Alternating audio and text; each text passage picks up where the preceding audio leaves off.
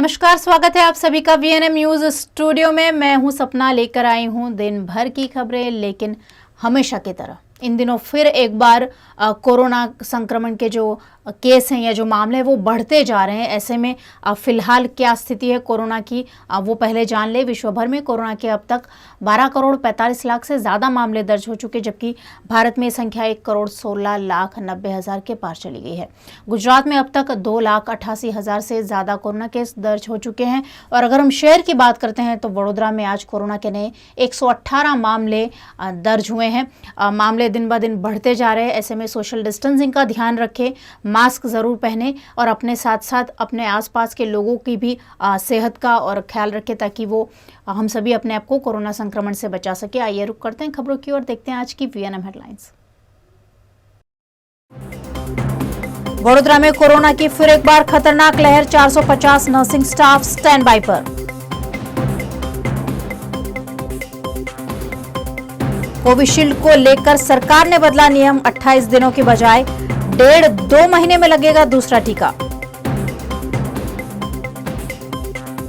और MS university के पदाधिकारियों पर प्रॉपर्टी बेचने का आरोप, सेनेट मीटिंग में हंगामा।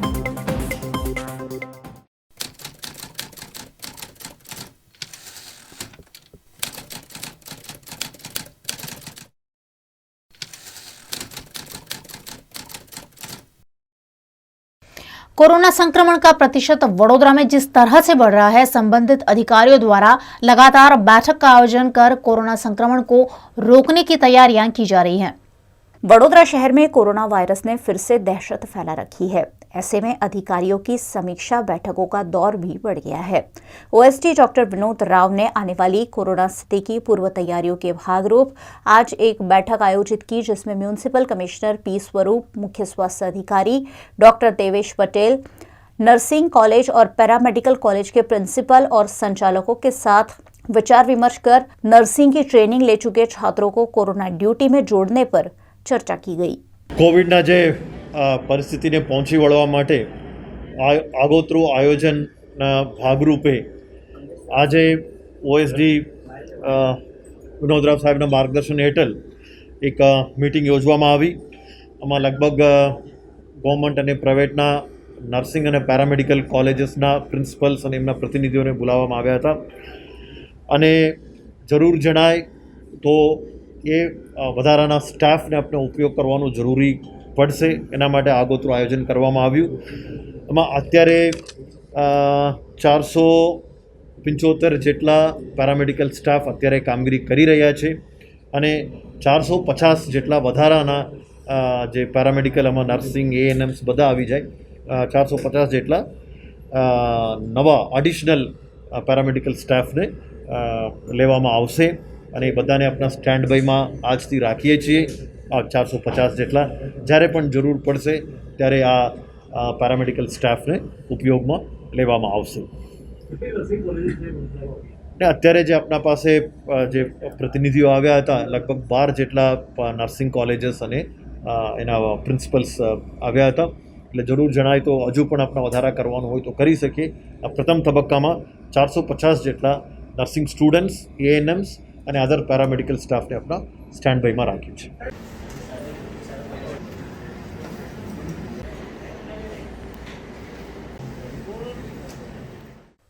कोरोना वैक्सीनेशन अभियान को तेजी देने के बीच सरकार ने यू टर्न लेते हुए अब कोरोना वैक्सीन का दूसरा डोज 4 सप्ताह के बजाय 6 से 8 सप्ताह के बाद लगाने का ऐलान कर दिया है। देश में कोरोना संक्रमण जहां तेजी से बढ़ रहा है, वहीं दूसरी ओर कोरोना वैक्सीनेशन का काम भी तेजी से चल रहा है। इस बीच सरकार ने आज कोरोना वैक्सीन को लेकर नई गाइडलाइंस भी जारी कर दी है। हेल्थ विशेषज्ञों और वैज्ञानिकों के समूह की सिफारिश के बाद कोविशील्ड वैक्सीन के दूसरे डोज के समय में बदलाव किया गया है। कोविशील्ड की पहली डोज लगने के 4 से 6 हफ्ते बाद दूसरी खुराक दी जा रही है, जिसे अब केंद्र सरकार ने 6 से 8 हफ्ते कर दिया है। केंद्र की नई गाइडलाइंस के मुताबिक कोविशील्ड के दोनों डोज के बीच अब कम से कम 6 से 8 हफ्ते का अंतर होना चाहिए। फिलहाल ये अंतर 28 दिन का था। गौरतलब है कि केंद्र सरकार ने यह फैसला हाल ही में national technical advisory group on immunisation और वैक्सीनेशन एक्सपर्ट ग्रुप की ताज़ा रिसर्च के बाद लिया है। केंद्र सरकार ने देश की सभी राज्य सरकारों को भी इस संबंध में निर्देश दे दिए हैं। शोध में ये पता चला है कि अलग कोविशील्ड वैक्सीन के दूसरे डोज को 6 से 8 सप्ताह के बाद दिया जाता है तो यह ज्यादा असरकारक होता है। एमएस यूनिवर्सिटी में 342 करोड़ के बजट मामले बैठक आयोजित हुई, जिसमें प्रॉपर्टी बेच देने के मुद्दे हंगामा देखा गया। एमएस यूनिवर्सिटी में यूनिवर्सिटी के बजट को लेकर सेनेट की बैठक आयोजित की गई।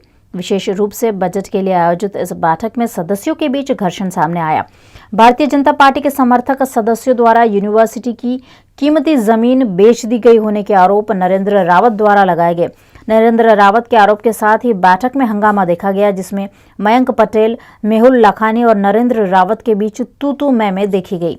एमएस यूनिवर्सिटी के वाइस चांसलर प्रोफेसर परिमल व्यास के समझाने के बावजूद मामला नहीं सुलझने पर आक्रोशित नरेंद्र रावत ने बैठक से वॉकआउट कर दिया। एक्सपेरिमेंटल स्कूलની આગળની 17,000 ચોરસ ફૂટ જમીન છે, લગભગ 50 કરોડની જમીન છે. મ્યુનિસિપલ કોર્પોરેશને ખોટો કેસ યુનિવર્સિટી પર કર્યો છે કે આ જમીન અમારી છે, એટલે કે અમે હડપ લીધી છે. વાસ્તવિકતા એ છે કે અમારી જમીન અમારી હતી. તે વખતના કોર્પોરેશનના સત્તાધીશોએ બિલ્ડરને આપી લેવા માટે આ જમીનનો કારસો રચી કલેક્ટર ઓફિસમાં કેસ કર્યો. ફોર્ચ્યુનેટલી મને ખ્યાલ આવતા આ કેસમાં હું પોતે વાદી બની આખા કેસનો પર્દાફાશ કર્યો. કલેક્ટર અને કમિશનર સાથે મિટિંગ કરી, મેયરશ્રી સાથે મિટિંગ કરી, રાજમાતા સાથે મિટિંગ કરી કે આ કોર્પોરેશન ખોટું કરી રહી છે અને એમાં નામોશી થશે આટલી મોટી સંસ્થા કોઈ સંસ્થા સામે આટલો મોટો આક્ષેપ કરે. આ જમીનનું સ્ટેટસ શું છે એ જાણવા માટે ફોન કર્યો. આપણી પાસે અત્યારે જમીન છે નહીં. ભૂતકાળમાં ઠાકોરભાઈ પટેલ મેયર હતા, એમને 2 જમીન રિઝર્વ રાખેલી શૈક્ષણિક હેતુ માટે. એ જમીન પણ આપણે ખરીદવાની હતી, એ પણ આપણે કરી શક્યા નહીં. એના સિવાયની જે જમીન આપણી પાસે હતી કે જે સોશિયલ વેલફેર ફેકલ્ટી અને એ જગ્યાના બદલામાં આપણને જે અત્યારે રાત્રિ બજારની જમીન આપણને મળેલી, એ રાત્રિ બજારની જમીનને શિફ્ટ કરીને બીજી જગ્યાએ લઈ ગયા અને આ તમામ જમીનો સમરસ હોસ્પિટલને આપી. હવે આ બધી રજૂઆતો હું કરતો તો એ સમયે યુનિવર્સિટીના જે સેનેટ સભ્યોએ ખૂબ બીભત્સ વર્તન કર્યું. સેનેટને શોભે ન એવું વર્તન કર્યું. હાકોટા પડકારા કરી એક સેનેટ સભ્યને બોલતા મને રોકવામાં આવ્યો. જે હું યુનિવર્સિટીના હિતની વાત કરતો હોઉં, આવા સેનેટ સભ્યોથી હું બિહેવિયરથી ખૂબ નિરાશ થયો. મેં વડોદરાના મેયરશ્રીને બી વિનંતી કરી કે તમે યુનિવર્સિટી તરફનો કેસ પાછો ખેંચી લો. આવી બધી રજૂઆતો કરતો હતો, પરંતુ મને વાઇસ ચાન્સલરે કહ્યું કે હવે તમારે બોલવાનું નહીં. સેનેટ સભ્યો વાઇસ ચાન્સલરથી ઉપરવટ જઈને જે બિહેવિયર કરતા હતા, આનાથી હું નિરાશ થયો અને યુનિવર્સિટીના હિતમાં અને મેં વાત કરી કે હું આ સેનેટની બેઠકને હું વોકઆઉટ કરું છું, હું બહિષ્કાર કરું છું. મારા મુદ્દામાં મુખ્ય મુદ્દો મેં એ આવરી લીધો છે કે જ્યારે વિદ્યાર્થીઓને કોઈ પણ ડોક્યુમેન્ટ કે કંઈ પણ કઢાવવું હોય છે તો એ સીધા સંપર્કમાં આવે છે જે ટેમ્પરરી સ્ટાફ જે યુનિવર્સિટીમાં કામ કરી રહ્યો છે, અને સૌથી વધારે ઘર્ષણ ત્યાં જ થાય છે, સૌથી વધારે સમય પણ ત્યાં જ લાગતો હોય છે. એટલે મારો મુખ્ય મુદ્દો એ હતો કે એ જે ટેમ્પરરી સ્ટાફ છે એને પરમનન્ટ કરવાની જે કવાયત છે એ જલ્દીથી જલ્દી પૂરી કરવામાં આવે. અને બીજો મુદ્દો એ છે કે એ લોકો સૌથી વધારે વિદ્યાર્થીઓના સંપર્કમાં આવે છે તો એ લોકોની સેફટી માટે યુનિવર્સિટીએ શું પગલાં લીધા. એ લોકો માટે કોરોના કવચ જેવી 1500 કે 2000 રૂપિયાની એક પોલિસી હોય છે જે દરેક વર્કરની કઢાવવામાં આવે, તેથી જ્યારે એના પરિવારમાં એને ક્યારે કોરોના થાય તો એ લોકોને પૈસા માટે ક્યાંક ફાંફા ના મારવા પડે, એ લોકો ઇઝીલી એ કરી શકે ને યુનિવર્સિટીમાં ફરી પોતાની ફરજ માટે બજાવી શકે. લો ફેકલ્ટીની પાછળની જે જમીન છે એ યુનિવર્સિટી આપી જ ના હોય તો કેસની જરૂર ક્યાં આવી? યુનિવર્સિટી કોઈ જમીન આપતી હોય, ટોટલ 3 જુદી જુદી બાબતોને એ ભાઈ એક સાથે જોડવાનો પ્રયત્ન કરે છે. એ જે કેસની વાત કરે છે, જે સમરસવાળું છે, એમાં કોઈ કેસ છે જ નહીં. યુનિવર્સિટીએ જમીન આપી, ત્યાં હોસ્ટેલ બંધાઈ. બીજી જમીન જે છે એ લો ફેકલ્ટીની પાછળની એક નાની જમીન છે જે કોર્પોરેશને માગી. અમે કોર્પોરેશન પાસે જમીનનો બીજો ટુકડો માગ્યો, કોર્પોરેશને અમને ટુકડો ના આપ્યો, એટલા માટે અમે કોર્પોરેશનને જમીન આપી જ નથી. જમીન આપી જ ના હોય તો કેસની વાત ક્યાં આવી? એ એવો આક્ષેપ કરે છે કે યુનિવર્સિટીના સિન્ડિકેટ મેમ્બરોએ સરકારને મફતમાં જમીન આપી દીધી, તો સરકારને જમીન વેચાતી આપીએ? અને સરકાર પોતે વિદ્યાર્થીઓ માટે, હવે એની અંદરથી કોઈ બાંગ્લાદેશથી તો રહેવા આવવાના નથી, પાકિસ્તાનથી તો રહેવા આવવાના નથી, ગુજરાતના વિદ્યાર્થીઓને રહેવા માટે 2000 વિદ્યાર્થીઓ માટેની સુવિધા ઊભી થતી હોય, 1000 કરોડનો સરકાર ખર્ચ કરતી હોય, તો એવા સમયે યુનિવર્સિટીએ જમીન આપી એનું અમને ગૌરવ છે. અને સરકારે સુવિધા ઊભી કરી છે, 7 વર્ષથી વિદ્યાર્થીઓ ત્યાં રહે છે, મેરિટના આધારે રહે છે. તો આ વસ્તુનું ગૌરવ લેવાને બદલે સેનેટ જેવા પવિત્ર ફ્લોરને કોઈ વ્યક્તિ રાજકીય અખાડો બનાવતો હોય તો એ જે ભાષામાં સમજે એ ભાષામાં એમને જવાબ મળે. અને ભવિષ્યમાં પણ જો એ મર્યાદા નહીં જાળવે, એમને મર્યાદા તોડતા આવડે તો અમને પણ મર્યાદા તોડતા આવડે. અમે મર્યાદા તોડતા નથી, એ અમારી મજબૂરી નથી, એ અમારા સંસ્કાર છે. અમને અમારા સંસ્કાર છોડવા પર મજબૂર નહીં કરવાના. યુનિવર્સિટીના વેચેલા સિન્ડિકેટ મેમ્બરો પાસેથી જમીન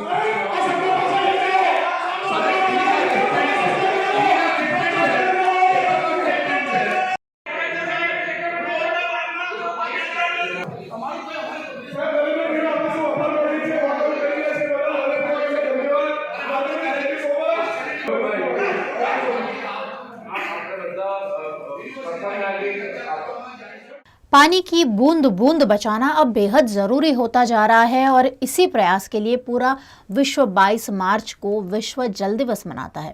आज इस दिवस पर दुमाड़ में जागरूकता कार्यक्रम आयोजित किया गया। आज दुनिया भर में पानी का संकट खड़ा हो रहा है। जहां हर क्षेत्र तरक्की कर रहा है, वहीं अब भी लोगों को स्वच्छ जल नहीं मिल रहा है। यहां तक कि कई विद्वानों का कहना है कि अगला विश्व युद्ध पानी को लेकर होगा। मनुष्य पानी की महत्ता को भूलता जा रहा है, जिसके चलते आज जल संकट से पूरी दुनिया जूझ रही है। इसी उद्देश्य से पानी की महत्ता लोगों को समझाने के लिए विश्व जल दिवस हर मार्च महीने की 22 तारीख को पूरे विश्व में मनाया जाता है। आज विश्व जल दिवस के मौके पर वडोदरा निकट के दुमाड़ गांव में पानी बचाने को लेकर लोगों में जागरूकता फैलाने की कोशिश की गई। दुमाड़ गांव के धोबी घाट पर कचरे से आजादी फाउंडेशन ने ग्राम पंचायत के सहयोग से तालाब किनारे और आसपास के इलाकों से प्लास्टिक का कचरा इकट्ठा कर सफाई की और जल संसाधनों को दूषित होने से रोकने पर लोगों को जागरूक किया। जल ही जीवन है। आज विश्व जल दिवस के मौके पर कचरे से आज़ादी फाउंडेशन और उनकी टीम दुमाड़ पहुंची है और यहाँ अनूठे कार्यक्रम का आयोजन किया गया है। साथ ही दुमाड़ के जो ग्राम पंचायत है वो भी इसमें शामिल है। हम यहाँ जो टीम मौजूद है कचरे से आज़ादी, हम उनसे जानना चाहेंगे कि किन कार्यक्रमों का आयोजन उन्होंने किया है और किस तरीके से किया गया है। Good morning. हमने यहाँ पे विश्व जल दिवस का सेलिब्रेशन किया है। जैसे कि यहाँ पे ये जो आप जगह देख रहे हैं वो पूरा धोबी घाट है, ठीक है। यहाँ पे बहनें रोज़ सुबह कपड़े धोने के लिए आते हैं और इस यहाँ पे कपड़े धो के वो यहाँ का जो भी पानी है वो यहाँ से अपने तालाब में चला जाता है। तो तालाब में जाने की वजह से साथ में कचरा भी चला जाता है। तो हमारा जो आज का जो दिन है उसको हम सेलिब्रेट इसीलिए करना चाहते हैं कि वो जो कचरा है यहाँ पे जागृति फैलाना चाहते हैं कि ये जो कचरा है वो तालाब में ना जाए और अपना जो पानी है वो ना बिगड़े, उसकी क्वालिटी ना बिगड़े। और इसीलिए हमने 3 एक्टिविटी का आयोजन किया है। वो 3 एक्टिविटी में ऐसा है कि कल हमने यहाँ पे ये जो आप देख रहे हैं यहाँ पे तालाब में से पूरा प्लास्टिक निकलवाया है और निकलवा के उसको साइड में किया है और उसको हम अभी प्रोसेस के लिए लेके जाएंगे आगे। दूसरा, हमने यहाँ पे आप देख सकते हो यहाँ पे जो कलर कर रहे हैं उसके पहले यहाँ पे सारी एल्गी जमा हो गई थी, जिसके वजह से वो हमारे हेल्थ इश्यूज़ भी क्रिएट करते हैं। तो इसीलिए हमने यहाँ पे सारी एल्गी रिमूव करके यहाँ पे गेरू से पूरा कलर करके उसको नया लुक दिया है, ठीक है। और तीसरी जो एक्टिविटी है, जो आजू बाजू में हमारे जितने भी प्लास्टिक्स गिरे हुए हैं उसको हम कलेक्ट करके उसको प्रोसेसिंग के लिए लेके जाएंगे। जो पूरा हमारा कचरे से आज़ादी का जो हमारा कॉन्सेप्ट है उसको यहाँ पे हमने इंकलकेट करके उसको आगे लेके जाने का कोशिश किया है। हमारे साथ यहाँ ग्राम पंचायत के सरपंच भी मौजूद हैं। हम उनसे भी बात करेंगे कि किस तरीके से दुमाड़ का जो है नवीनीकरण किया, जो धोबी घाट है उसका नवीनीकरण किया जा रहा है। काफ़ी अच्छा गांव में ये कचरे से आज़ादी फाउंडेशन और कॉन्सेप्ट बायोटेक जो है वो पहले से बहुत सुधार हुआ है गाँव में। और जो जहाँ पे गाँव में पहले कचरा फेंकते थे बाहर, अभी लोग नहीं फेंक रहे हैं। ये पूरी टीम मिलके जो पब्लिक में जागरूकता फैलाई है और साथ में बहुत सारा मेहनत करके अभी ये इस मुकाम पे पहुँचे कि प्लास्टिक सारा इकट्ठा करके गांव पंचायत की जो जगह है वो शेड पे इकट्ठा करके उसमें से प्लास्टिक का जो ईंट होता है, बेंचेस होता है, वो सब प्रोसेस करके बनाया हुआ है। हमारे साथ कचरे से आज़ादी फाउंडेशन के फाउंडर मौजूद हैं और सर काफ़ी एक्टिव रहते हैं एनवायरमेंटल एक्टिविटीज़ में। सर, आज विश्व जल दिवस है और यहाँ पर भी कुछ ऐसा ही नज़ारा देखने को मिला है। पर्यावरण को बचाने की एक पहल की गई है। आप क्या कहना चाहेंगे? अभी ये जो आप जो गार्डन देख रहे हो, ये कचरे से आज़ादी का सिंपल कॉन्सेप्ट ये है कि आप कचरा दो और उसके सामने कुछ इंसेंटिव लो। तो हम कभी आलू देते हैं, कभी हम साबुन देते हैं और कभी हम ये देते हैं, तो मोटिवेशन होता है। अभी ये जो गार्डन के साथ में खड़ा हूँ, ये पूरा एक कचरे का ढगला था, पूरा एक कचरे का हीप था। अभी इसको हम कितने भी समझाए तो भी नहीं होगा, तो इसलिए हमने फिर इसको गार्डन में कन्वर्ट कर दिया और अभी यहाँ पे कोई भी कचरा नहीं आता। अभी ये पूरा साफ़ हो गया और इसके कारण कोई कचरा यहाँ पे आता नहीं। तो दुमाड़ गांव में अभी तक हमने कम से कम 15 टन जितना हमने कचरा एक साल में उसको प्रोसेस किया है और उसमें से गांव में जितना भी बेंचेस और जितने ब्रिक्स बने वो हम ब्रिक्स से हम आगे 22 अप्रैल को अर्थ डे के दिन एक बहुत बड़ा गार्डन बनाने वाले हैं जो अपनी बड़ौदा की रौनक बढ़ाएगी। वडोदरा शहर से सटे दुमाड़ गांव में आज आपको दिखाया कि किस तरीके से यहाँ जागरूकता फैलाने की कोशिश की जा रही है कि जल ही जीवन है और जल का कितना उपयोग करना चाहिए, किस तरीके से उसे बचाना चाहिए।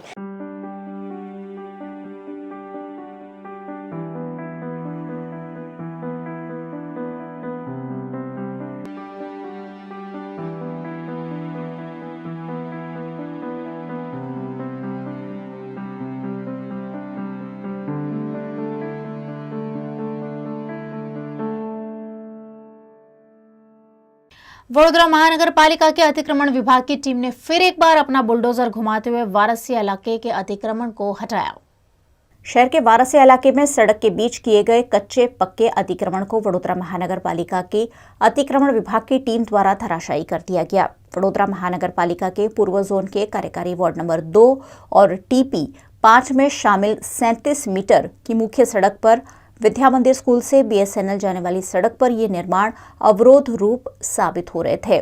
यहाँ फेंसिंग, शेड, कंपाउंड वॉल इत्यादि बना दिए गए थे, जिन्हें दूर करने की कार्यवाही आज पालिका के अतिक्रमण विभाग की टीम द्वारा की गई, जिसमें टीपी स्टाफ, फायर ब्रिगेड और वारसिया पुलिस स्टेशन के स्टाफ की भी उपस्थिति रही। विद्या मंदिर स्कूल बीएसएनएल थई ने 35 मीटरना मुख्य रस्ता ने जोड़ता 13.5 मीटर टीपी रस्ता में आवता दबाणों 35 जेटला यूनिट से कंपाउंड वॉल, फेंसिंग, शेड, ओटला वगैरह वगैरह वारसिया पुलिस स्टेशन स्टाफ साथे राखी fire department, gas department, TP department staff ने दबाण शाखानी टीम 13.5 मीटर रोड लाइन में आवता दबाण दूर करवानी कामगीरी चालू है।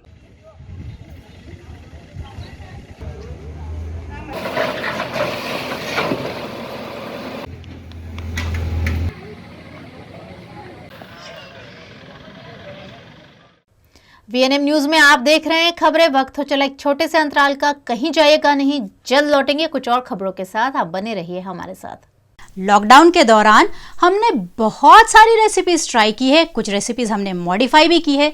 ठीक उसी तरह से हमने भी आपका पसंदीदा शो आपकी रसोई मॉडिफाई किया है और उसे हम लेकर आए हैं एक नए रूप में, जहां आपको अपनी रेसिपी खुद ही शूट करनी है। लेकिन आपको कुछ बातों का ध्यान रखना है कि जब आप अपनी रेसिपी मोबाइल के जरिए शूट कर रहे हैं तो वो शूट आपको हॉरिजॉन्टली करना है, और दूसरा अपनी रेसिपी के बारे में खुद ऑन स्क्रीन हमारे दर्शकों को कुछ बताना भी है, ताकि हम आपको और आपकी जायकेदार रसोई को सभी के रसोई तक पहुंचा सके। तो इंतजार किस बात का, फटाफट वीडियो शूट करके स्क्रीन पे दिख रहे नंबर पर हमें जरूर भेजें।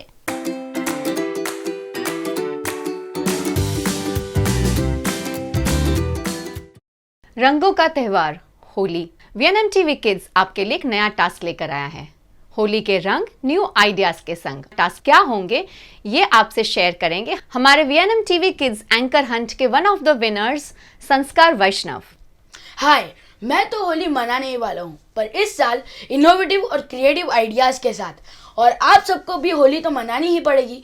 तो इस साल आप सब होली मनाना इनोवेटिव और क्रिएटिव आइडियाज के साथ, और आप जो होली मना रहे हैं उसके वीडियोस हमारे साथ शेयर करें, ताकि इस पूरे दुनिया को पता चले कि हम इंडियंस भी कैसे होली मनाते हैं। वीडियोस भेजने की लास्ट डेट है 24 मार्च 4 बजे तक। आपका वीडियो हॉरिजॉन्टल फ्रेम में होना चाहिए। वीडियोस का जो मैक्सिमम लेंथ है वो 5 मिनट का है। आपके स्क्रीन पे जो नंबर फ्लैश हो रहा है उस पे आपको अपने वीडियोस सेंड करने हैं। लेटेस्ट खबरों के लिए यूं ही देखते रहिए वीएनएम न्यूज, और हाँ, वीएनएम टीवी की यूट्यूब चैनल को लाइक, शेयर और सब्सक्राइब जरूर करें। और हाँ, इस बेल आइकन को दबाना ना भूलें। इसे प्रेस करते ही आपको मिलेगी वीएनएम टीवी यूट्यूब चैनल की सारी नोटिफिकेशंस और आप रहेंगे खबरों से updated. Rotary Club of Baroda Jawahar Nagar द्वारा गोरवा अर्बन हेल्थ सेंटर में कोविड वैक्सीनेशन ड्राइव का आयोजन किया गया। एक और इन दिनों कोरोना के मामलों में वृद्धि देखने को मिल रही है, वहीं दूसरी ओर टीकाकरण अभियान भी जोरों पर है। वडोदरा शहर के Rotary Club of Baroda Jawahar Nagar ने आज कोविड वैक्सीन ड्राइव का आयोजन किया और इस दौरान डॉक्टरों द्वारा आम नागरिकों को वैक्सीन लगाई गई। साथ ही सेल्फी पॉइंट भी बनाया गया, जहां लोगों ने वैक्सीन लेने के बाद अपनी सेल्फी भी क्लिक की। अभी देखिए कि कोविड ने परेशान किया है सबको पिछले 1 साल से। पूरी दुनिया आगे का पीछे हो गया है, तो अभी इसका इलाज तो अभी भी कोई नहीं है, लेकिन वैक्सीन डेवलप हो गया है और इंडिया ने लीड लिया है कि वैक्सीन बना के सबसे पहले करा दिया है। अभी गवर्नमेंट ने वैक्सीन अवेलेबल करा दिया है, लेकिन बहुत से लोग अभी भी वैक्सीन नहीं ले रहे हैं। उनके मन में डर है, लेना चाहिए कि नहीं लेना चाहिए, और लेंगे तो कोई प्रॉब्लम तो नहीं होगा। तो रोटरी जो है इंडिया में और जो गवर्नमेंट ऑफ इंडिया है, इन दोनों ने आपस में बात किया है, और रोटरी का पुराना ट्रैक रिकॉर्ड है कि पोलियो में रोटरी ने बहुत अच्छा काम किया है, सबको मालूम है। तो गवर्नमेंट ऑफ इंडिया ने रोटरी को कांटेक्ट किया है कि आप हमको कोविड वैक्सीनेशन में भी हेल्प कीजिए। आपके क्लब्स हैं सभी जगह, तो अभी जैसे हमारा गुजरात में है, पूरे गुजरात में हमारे जो क्लब हैं, हमारा एक डिस्ट्रिक्ट है पूरा, डिस्ट्रिक्ट 3060, जिसमें पूरा गुजरात आता है। इसमें सारे 100 से ज़्यादा क्लब्स हैं, रोटरी क्लब्स हैं। तो अभी हमने डिस्ट्रिक्ट की तरफ से डिसाइड किया है कि जितने भी क्लब्स हमारे पूरे हैं, सब जगह इंक्लूडिंग पार्ट्स ऑफ महाराष्ट्र, वहाँ पर जितने भी रोटरी क्लब्स हैं वो सब लोगों को अवेयर करेंगे, उनको बताएंगे कि वैक्सीन लेना चाहिए, इसका नुकसान नहीं है। જેમ આજે આપણે દુનિયામાં બધાને ખબર છે કે રોટરીએ પોલિયો માટે બહુ ઇમ્પોર્ટન્ટ રોલ રમ્યા હતા, અને એ વખતે જ્યારે પોલિયોનું વેક્સિનેશન માટે જબરજસ્ત બધી જ સરકારો, દુનિયાની બધી સરકારો જોડે હાથ મિલાવ્યું અને આજે પોલિયો ફ્રી વર્લ્ડ થઈ ગયું। એવી જ રીતે આપણે અત્યારે એક જ ઝુંબેશ ઉપાડ્યો છે કે 1 વર્ષ પછી અમને લાગ્યું કે જ્યારે આ વેક્સિનેશનનો પ્રોગ્રામ ચાલુ થાય છે એનું સોલ્યુશન મળ્યું છે, તો આ સોલ્યુશનની અંદર રોટરી કેવી રીતે જોડાય, એવી રીતે રોટરી ઇન્ટરનેશનલે ફરીથી અભિયાન ચાલુ કર્યો, અને આજે ક્લબ એટલે જે આખી દુનિયામાં 11 મિલિયન રોટેરિયન્સ છે, અને એ હવે આજે મોટો મેસેજ બધી ક્લબ થ્રુ સ્પ્રેડ કરશે, ડિસ્ટ્રિક્ટ થ્રુ, ક્લબ થ્રુ। અને આઈ થિંક કે એક જ ધ્યેય છે કે એકે એક વ્યક્તિ જેમ જે એજ ગ્રુપનું અનાઉન્સમેન્ટ થાય, એ એજ ગ્રુપમાં લોકો આ વેક્સિનેશન લે, એવું અમારું અપીલ છે।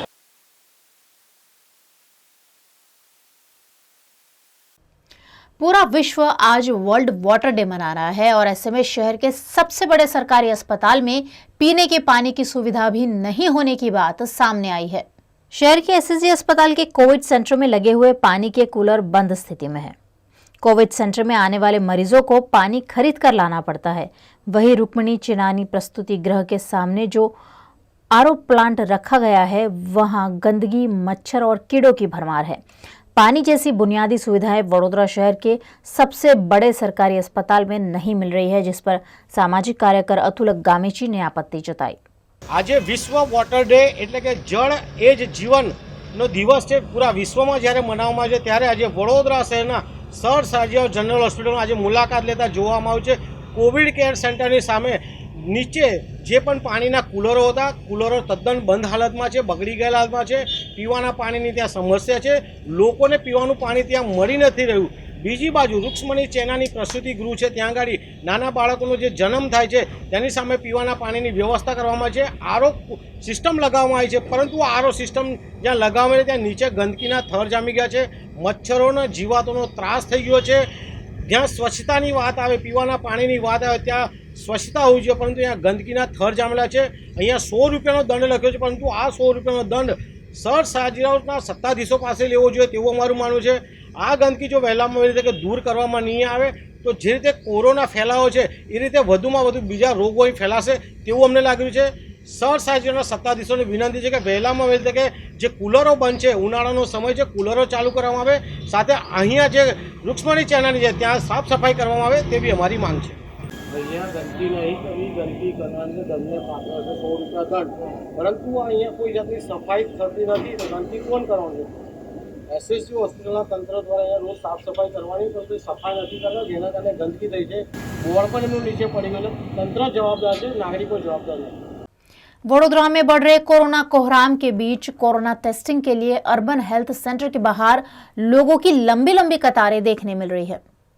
स्थानीय स्वराज चुनाव और शहर में आयोजित शिवजी की सवारी जैसे धार्मिक आयोजनों के बाद कोरोना केस में अचानक बड़ी वृद्धि देखने मिल रही है। कोरोना का कोहराम लगातार बढ़ रहा है। ज्यादातर सभी इलाकों में लोग बीमार हैं और अपने अपने इलाकों के हेल्थ सेंटर में कोरोना टेस्टिंग के लिए पहुंच रहे हैं। कोरोना की दूसरी लहर में वायरस की चपेट में आए हजारों लोग रोज अपना टेस्ट करवा रहे हैं। गोरवा अर्बन हेल्थ सेंटर के बाहर कोरोना टेस्टिंग के लिए आए सैकड़ों लोगों की लाइन देखी गई। यही नजारा करीबन वडोदरा के हर अर्बन हेल्थ सेंटर के बाहर का है, जहां कोरोना टेस्टिंग के लिए सैकड़ों की संख्या में रोजाना लोग पहुंच रहे हैं। भाजपा कार्यकर्ता और बिल्डर दर्पण पटेल की मुश्किलें कम होने का नाम नहीं ले रही है। हाल ही में जमानत पर रिहा हुए बिल्डर के खिलाफ 6 और नए मामले दर्ज किए गए हैं। भाजपा के अग्रणी और बिल्डर दर्पण पटेल के खिलाफ विभिन्न स्कीम के जरिए लोगों से लाखों की ठगी की होने की शिकायतें लगातार दर्ज हो रही है। पिछले दिनों अहमदाबाद की महिला ने सुखधाम रेसिडेंसी स्कीम के नाम पर उनसे 10,51,000 की ठगी की शिकायत भी की है। इस मामले में दर्पण पटेल को गिरफ्तार भी किया गया था। अब उनके खिलाफ ठगी की 6 शिकायतें पानीगेट पुलिस थाने में दर्ज हुई है, जिसकी जांच पुलिस ने शुरू की है। श्री अलकापुरी जैन संघ द्वारा उपधान तप आराधना मुहूर्त ग्रहण समारोह आयोजित किया गया। श्री अलकापुरी जैन संघ द्वारा आचार्य श्रेयांश प्रभुसूरी महाराज की निश्रा में उपधान आराधना मुहूर्त ग्रहण समारोह आयोजित किया गया। इस मौके पर 10 मुमुक्षु की दर्शन यात्रा महोत्सव भी आयोजित की गई, जिसमें 14 साल से 56 वर्ष के मुमुक्षु शामिल हुए, जो अप्रैल माह में दीक्षा लेने वाले हैं।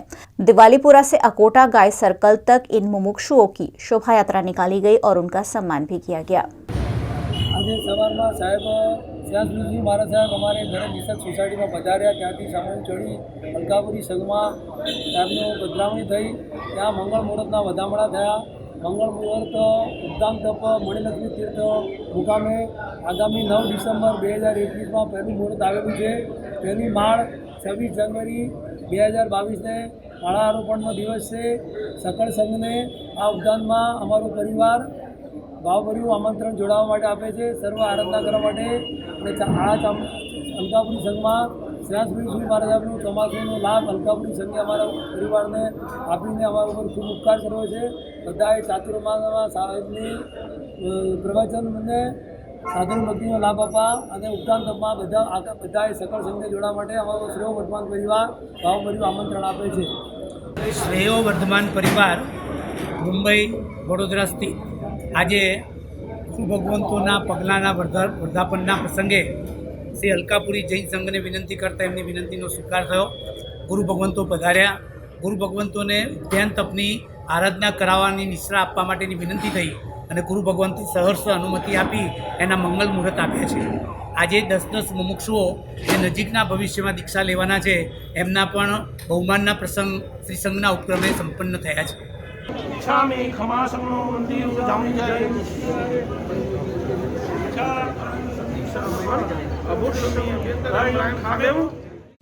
चुनाव के बाद एक भारतीय जनता पार्टी के नेता कोरोना वायरस की चपेट में आए हैं। ऐसे में उनके समर्थक कोरोना से स्वस्थ होने की कामना कर रहे हैं। डभोई के विधायक शैलेश मेहता कोरोना संक्रमण का शिकार बने हैं। उनके स्वास्थ्य की प्रार्थना के साथ चांदोद के काशी विश्वनाथ महादेव मंदिर में विशेष पूजा अर्चना की गई। दक्षिण प्रयाग तीर्थ क्षेत्र चांदोद के ब्राह्मण, भारतीय जनता पार्टी के कार्यकर्ता और नगरजनों द्वारा विधायक शैलेश मेहता के जल्द से जल्द स्वस्थ होने की कामना करते हुए पूजा अर्चना की गई। જ્યારે ગુજરાતમાં ખૂબ કોરોનાની વૈશ્વિક મહામારીનો ખૂબ પ્રકોપ ફરી પાછો થયો છે, એમાં અમારા અત્યારે દર્ભાવતીના ધારાસભ્ય શ્રી શૈલેષભાઈ મહેતા સોટા બી કોરોનાના મહામારીના કોરોના જેવા રોગમાં સંક્રમિત થયા। અત્યારે એમની તબિયત ખૂબ સારી છે, પણ હોમ ક્વોરન્ટાઇન છે। તો એમની માટે પવિત્ર યાત્રાધામ ચાંદોદ ખાતે ચાણોદ સમસ્ત બ્રાહ્મણ ભૂદેવો તેમજ ગામના કાર્યકર્તા નગરજનોએ આજરોજ કાશી વિશ્વનાથ મહાદેવ મંદિરમાં પૂજા અર્ચન કરી અને મંત્રોચ્ચાર સાથે એમના સ્વસ્થ ખૂબ તબિયત જલ્દી સ્વસ્થ થાય, એ લોકસેવા અને રાષ્ટ્ર સેવામાં જલ્દી સમર્પિત થાય એની માટે મહાદેવને પૂજન અર્ચન તેમજ પ્રાર્થના કરી સર્વે શૈલેષભાઈ માટે પ્રાર્થના કરી છે।